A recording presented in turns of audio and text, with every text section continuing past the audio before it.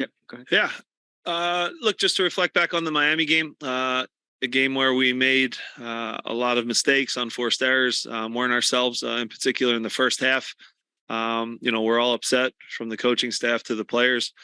And now it's about a response, getting back to doing the simple things perfect, doing the things that make us a strong team in this building. And again, 47 teams entered this competition. There's still 3 Champions League berths on the line, and we want to push and try and get that final Champions League berth tomorrow at 6:00. Personnel update. What is Ty's status? Has that been cleared? And then injury wise, how's everybody feeling? See Julian out there? Yeah. Play. Yeah, Julian will be out. Ty will be in the group. Will be available off the bench if needed. Again, didn't have a chance. He trained today, but didn't have a chance to train much because he was getting his visa taken care of up in Canada. So, but is back with the team and is available to help us tomorrow. So, add a little boost off the bench, hopefully. But overall, yeah, Julian doesn't make sense now to push.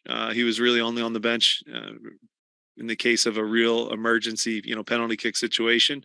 Yeah, we missed him obviously in the Miami game in a big way. He wanted to be a part of it, but the hamstring just isn't quite right. The hope is that he's available and ready to go versus DC next week as we return to league play. So from a mentality standpoint, now there's all sorts of comments coming out that Monterey is going to rotate the squad. Younger guys, we're still hungry. Yeah. You guys knowing you're home, the Champions League is on the line. How do you kind of reset everything within the group to make sure you take care of business? Yeah, first of all, when you talk about Monterrey, you talk about one of the most talented teams on our continent, right? They have a great roster. Their starting group is very, very strong. They've dominated a lot of the games that they've played in. Even in the Nashville game, had a lot of the better of the play, but just were a little bit unlucky. I mean, the amount of travel they've done all over the country, plays a real role in things. And again, it's not easy to play on the road so much and in playing quick succession. So I fully understand their coach's comments yesterday because the game, doesn't have any real meaning for them. However, if they do go the route and play a second group, I know how talented those players are at the bottom of the roster. They're looking to impress their coach. So there's never an easy game. But when we've talked about it this week, I said I can't predict what lineup they're going to play, but they'll have good players on the field, and it really is about us getting back to doing the things that make us a good team. We know we had some uncharacteristic errors. We had a bad performance against Miami, and now it's about having a good response and finishing the competition the right way. Again, 47 teams. We want to finish third. That's our goal. When it comes to having a person I know about, it's been dictated off of best 11, kind of fitting them all on the field. But now with Ale back, with Leon healthier, how do you manage the balance of getting your best 11 on the field, but also finding the right formation for the matchup when it comes to back three or the diamond? Yeah, I've been pretty consistent in saying, when everybody is healthy and we're playing at our best, the 4-4-2 diamond is our base formation. It's the one that I believe in the most. It's the one where I think our players are most suited for and most cohesive with. In the absence of Julian, in the absence of Bedoya, with guys going away with international duty, we've juggled things and we've gotten results out of the back three. But yeah, I think I still know what is our strength and what is our best formation. And we'll go over to Zoom. We'll start with John Lupo. Go ahead. Jim, just a two-part question. First, how happy were you to see Ali not only back, but to get a goal like that, and disappointing result, but for him to get a goal like that in another major competition like this? And secondly, you mentioned how talented Monterrey is. No matter what squad they put out, it seems like they get in attacking space as well. Throughout this tournament, they get their attacking players forward. They're strong with the ball. He can play in many different formations. All these Liga MX teams are very technical. So what do you think will be some of the keys defensively that you think you'll have to do in order to be able to contain their attack? Yeah, first with Ollie, it was great to have him back. He's our captain. He's our leader.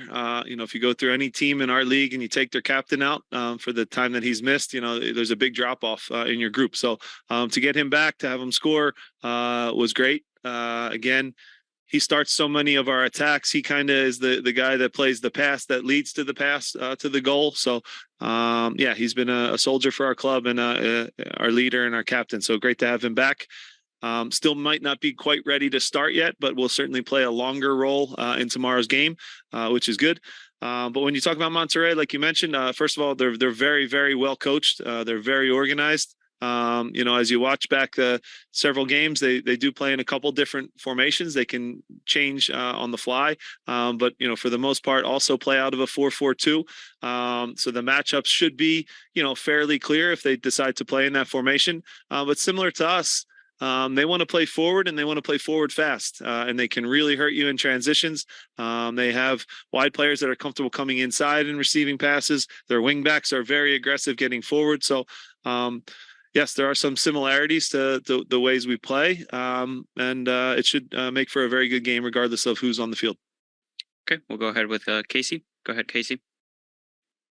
Hey, Coach. Obviously, you'd rather be playing in the final, but as a team or as a club that's been in a long build for a while, keep accomplishing more things, what would it mean to just earn another bid to, I guess it's CONCACAF Champions Cup now, but second straight year doing that, and what it just means for the long-term perspectives of the organization? Yeah, look, at the end of the day, our main goal for our fans and for our players is to win trophies. So it is disappointing, and Miami hurt. But we are a team now that punches above our weight. I'll just say and competes each and every year for hardware. So it still is, as much as it hurts to lose, it still is a sign that this is a strong team for the runs that they continue to make in these types of competitions. It's a group that I'm still very, very proud of, and I know I'll have a good response after the letdown against Miami. So the Champions League is really, really important for our club. It shows that you're among the elite teams in your region, and I think we've over the years, shown that we can play with anybody on the continent. Again, in the biggest moments, is it difficult? Of course. Again, we go on a list of thousands of players that have gone up against Messi and came up short. So that hurts. But at the same time, now we move on, have to regroup and try to get that Champions League spot. Okay, we'll go now with Orlando Castellan. Go ahead.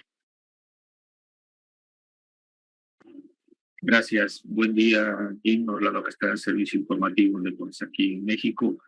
Mañana Monterrey va a enfrentar a ustedes con un equipo combinado entre jóvenes y gente poca de experiencia por todos los viajes que han tenido.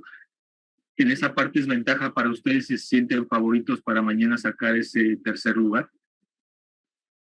Get some of that. Good. Yeah.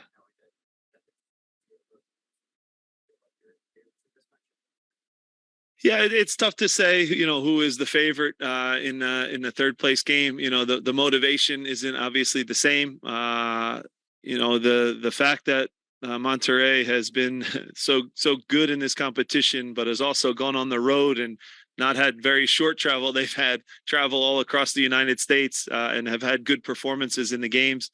And like I mentioned, even in the Nashville game, if you analyze that game, they had the better chances and were a little bit unlucky, I thought. Travel and fatigue is a real thing. So obviously their coach has to do what's best for the future of the team as they return to Liga MX play. Much like I would if the game didn't mean anything to us, I would have an eye on our league play as well. So I fully understand that they probably will rotate. Whatever their approach is, we respect them a great deal. Again, very well coached, a dangerous team, incredible talent from their starting group and their reserves. Some of the young players I really, really like.